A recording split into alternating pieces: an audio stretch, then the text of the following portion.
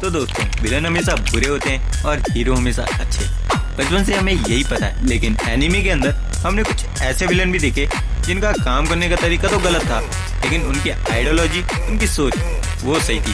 और वो कैसे सही थी आज हम इस वीडियो में देखेंगे। तो चलिए स्टार्ट करते हैं। तो सबसे पहला जो विलन है उसका नाम है डॉन कीहोटे दो फ्लामिंगो। ये विलन वन पीस की दुनिया का सबसे फेमस विलन है, जिसने पूरे एक देश पे कब्जा कर लिया था। इसके काम तो काफी बुरे थे, लेकिन इसकी आइडियोलॉजी काफी सही थी, क्योंकि वन पीस की दुनिया में मरीन खुद को जस्टिस यानी इंसाफ कहता है और पायरेट्स को इविल। लेकिन डोफ्लेमिंगो ने मरीन फोर्ड वॉर के बीच में खड़े होकर वो बात कही जो कड़वी सच्चाई थी। उसने कहा कि इंसाफ जीतेगा। जाहिर सी बात है, क्योंकि जो जीतेगा वही इंसाफ बन जाएगा। डोफ्लेमिंगो का कहना सिंपल था, सही और गलत कुछ नहीं होता, पावर डिसाइड करती है कि कौन सही है और कौन गलत। अगर आज मरीन हार जाए तो वो विलन बन जाएंगे, अगर पायरेट जीत गए तो वो हीरो बन जाएंगे। उसने वन पीस की दुनिया का वो हिपोक्रेसी खोल कर रख दिया था जिसे लोग जस्टिस कहते थे। अब चलते हैं अपने अगले विलन के ऊपर, जिसका नाम है एरन। आखिर विलन क्यों बना? पावर के लिए, राज करने के लिए? नहीं, एरन विलन बना सर्वाइवल के लिए। पूरी दुनिया ने मिलकर डिक्लेयर कर दिया था कि पैराडाइज आइसलैंड के लोग खत्म कर देने चाहिए, क्योंकि वो समझते थे कि ये लोग डेविल्स हैं। एट द एंड एरन के पास सिर्फ दो रास्ते बचे। ऑप्शन ए कि चुपचाप अपनी फैमिली और दोस्तों को मरते हुए देखे, जो हमने देखा भी।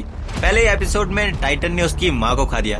अच्छा ठीक है, उसके पीछे एरन का ही हाथ था। और दूसरा रास्ता जो एरन के पास था वो ये कि वो रम्बलिंग स्टार्ट कर दे और पूरी दुनिया को खत्म कर दे, जो उसने किया भी। और रम्बलिंग में उसने दुनिया की 80% पॉपुलेशन को खत्म कर दिया। एरन सिर्फ एक चीज चाहता था, वो है फ्रीडम।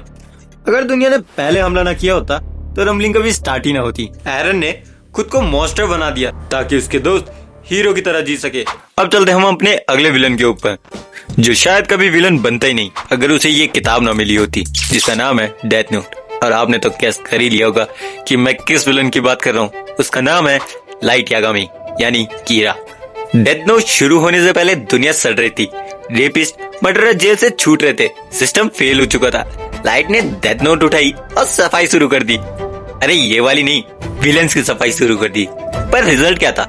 शो में बताया गया वॉर्स बंद हो गई, ग्लोबल क्राइम रेट कम हो गया और लोग रात को बिना डर के घूमने लगे। लाइट वैसे तो सही था, लेकिन उसके अंदर एक ही कमी थी, वो था उसका ईगो। वो खुद को भगवान समझने लगा।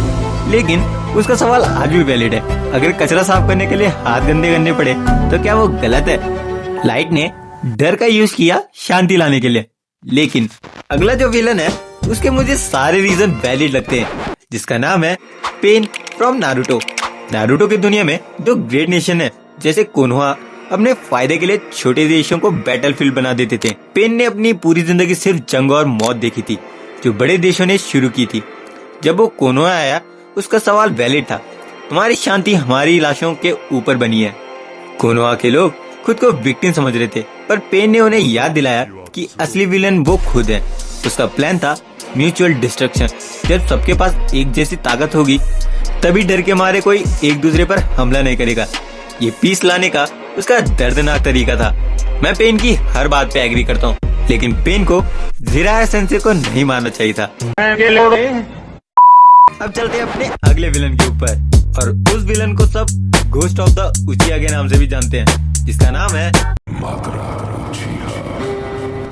मादरा का वो फेमस डायलॉग आपने तो सुना ही होगा। Wake up to reality. Nothing ever goes as planned in this accursed world. मादरा ने सिस्टम को सुधारने की कोशिश नहीं की, उसने सिस्टम को रिप्लेस करने का सोचा। मादरा कोई पावर का भूखा नहीं था, क्योंकि वो ऑलरेडी पावरफुल था।